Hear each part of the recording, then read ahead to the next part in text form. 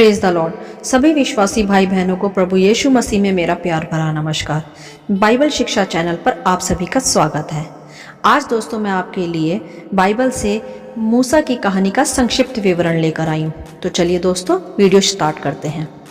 Bible यह दर्शाती है दोस्तों कि लेवी के घराने के पुरुष ने लेवी वंश की स्त्री से विवाह किया तथा उनका एक पुत्र उत्पन्न हुआ जो बहुत सुंदर था। उन्होंने उसे छिपा रखा क्योंकि मिस्री नहीं चाहते थे कि इजरायलियों की संख्या उनसे ज्यादा बढ़े, इसलिए वह उनकी संतान को मरवा डालते थे।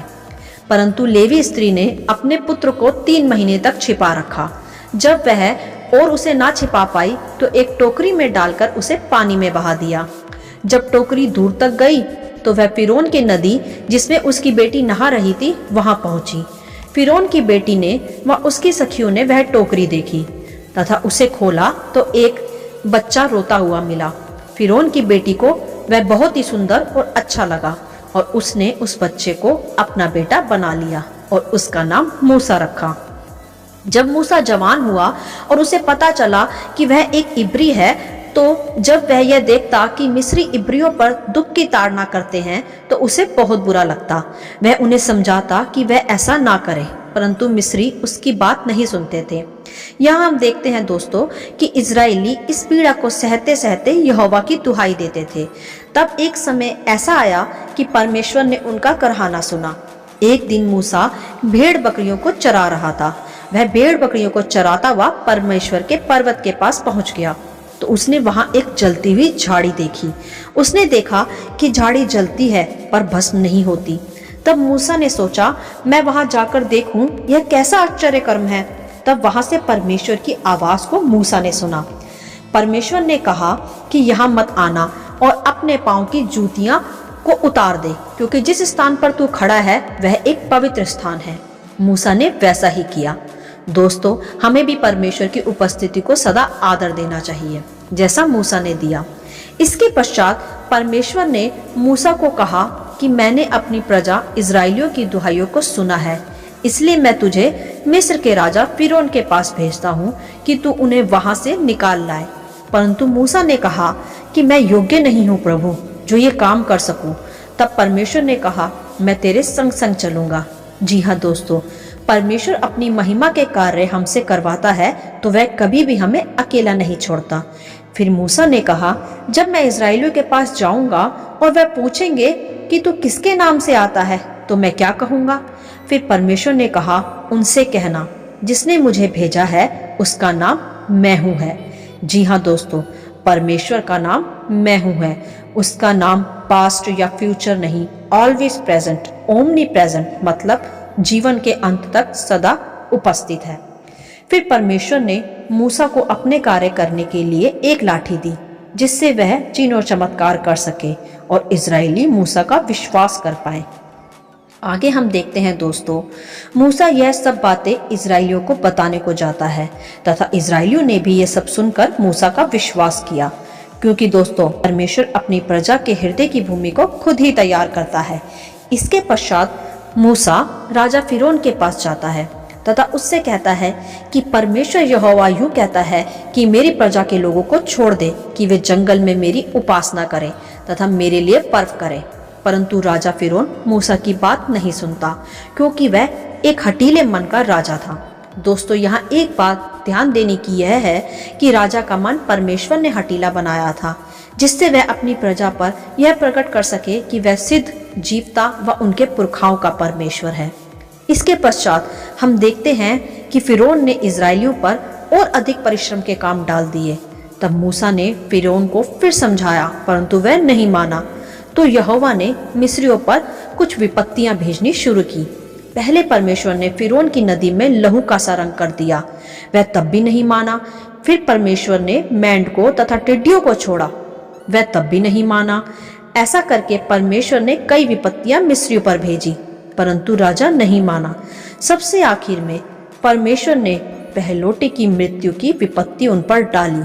जी हाँ दोस्तों, पहलोटों की मृत्यु यह थी कि हर एक जन के पहले बच्चे की मृत्यु होना। जी हाँ, परमेश्वर ने यही आज्ञा दी और परमेश्वर ने मूसा से यह भी कहा कि वह मिस्री इजरायलियों को बोल दे कि वह अपनी अपनी चौखट पर शुद्ध मेमने का लहू लगा लें। जब मृत्यु के दूत वहां से गुजरेंगे तो जिस घर पर मेमने का लहू लगा होगा वहां की कुछ हानि ना होगी। इजरायलियों ने वैसा ही किया। दोस्तों, आज भी उसी तरह प्रभु यीशु मसीह का लहू हमें हर संकट से बचाता है। इसके पश्चात हम देखते हैं जब मिस्रियों के पहलौठों की मृत्यु होने लगी और फिरौन की भी पहले बेटी की मृत्यु हो गई, तब फिरौन मूसा को बुलाकर कहता है कि तू इजरायलियों को लेकर यहाँ से निकल जा। तत्पश्चात मूसा इजरायलियों को लेकर निकलता है।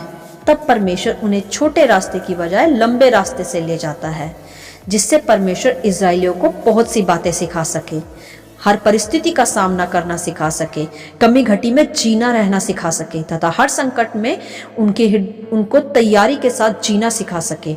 और उनकी हृदय की भूमि को परमेश्वर तैयार करता रहा, क्योंकि परमेश्वर हमें हर परिस्थिति में नम्र बनना, धीरज धरना तथा संकटों का सामना करना भी सिखाता है, जिससे हम किसी भी परिस्थिति में टूटे ना व मजबूती में खड़े रह सकें। उस रास्ते में परमेश्वर ने उन्हें रात के समय आग का खंभा बनकर व दिन के समय बादल की छाव बनकर उनके लिए मार्ग तैयार किया तथा हर दिन स्वर्ग से मन्ना भी बरसाया। इसके पश्चात दोस्तों हम देखते हैं कि आगे मार्ग में एक विशाल समुद्र आता है, जिसे देखकर इजरायलियों ने मूसा से कहा कि मिस्र में कब्रें क्या कम थी जो तू हमें यहाँ मरने को ले आया। मतलब उनका विश्वास डगमगा गया और वह भूल गए कि कैसे परमेश्वर उन्हें मिस्र की गुलामी से छुड़ा कर लाया। हर दिन जंगल की यात्रा में उन्हें संभाल कर रखा और मन्ना खिलाया।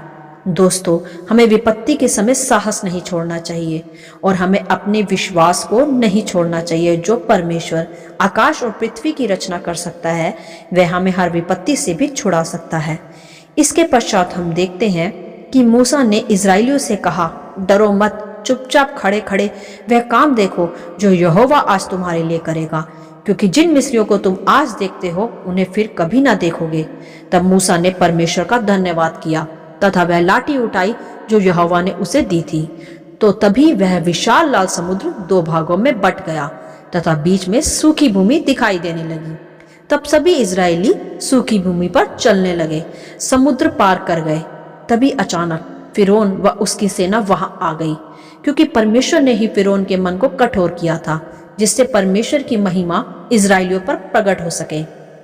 तब हम देखते हैं दोस्तों, फिरौन व उसकी सेना ने सोचा, जब यह लोग इस समुद्र को पार कर सकते हैं तो हम भी यहाँ से पार हो सकते हैं। परंतु उनका यह सोचना व्यर्थ रहा। जब उनके रथ समुद्र में पहुंचे तो मूसा को परमेश्वर ने फिर से लाठी उठाने का आदेश दिया।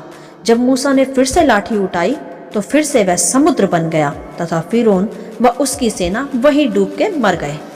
तब इजरायलियों ने परमेश्वर का भय माना तथा जान पाए कि यही जीवित व उनके पुरखाओं का परमेश्वर है। जब परमेश्वर ने इजरायलियों को मिस्र की गुलामी से हमेशा के लिए आजाद किया तो इजरायलियों ने परमेश्वर पर विश्वास किया व उसे दंडवत किया। दोस्तों, इस पूरे अध्याय में हमने देखा कि कैसे परमेश्वर ने मूसा को इस्तेमाल किया इजरायलियों को छुड़ाने के लिए, जबकि मूसा ने कहा कि प्रभु मैं योग्य नहीं हूँ, मुझ में कोई योग्यता नहीं है। जी हाँ दोस्तों, प्रभु परमेश्वर निर्बलों को चुनता है ताकि ज्ञानवानों को लज्जित कर सके, वह अयोग्यों को चुनता है।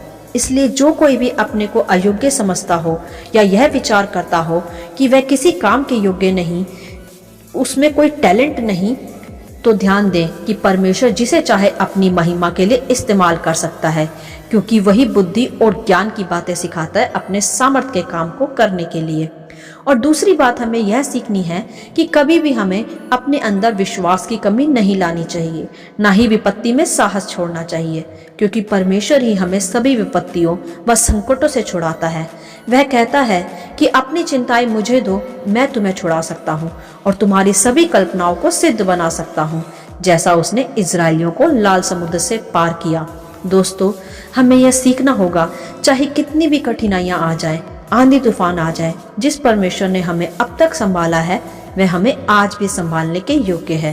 तो अपना विश्वास उस जीवित परमेश्वर में सदा स्थिर रखें। वह आपको भी अपनी महिमा के लिए इस्तेमाल कर सकता है तथा वह आपको किसी भी कठिन परिस्थितियों में अकेला नहीं छोड़ेगा। आमीन। आशा करती हूँ यह संक्षिप्त विवरण आपको अच्छा लगा होगा। प्रभु आपको आशीष करे, वह अपनी आत्मा से भरे। आप इसे दूसरों के साथ भी शेयर कर सकते हैं। आमीन एंड गॉड ब्लेस यू।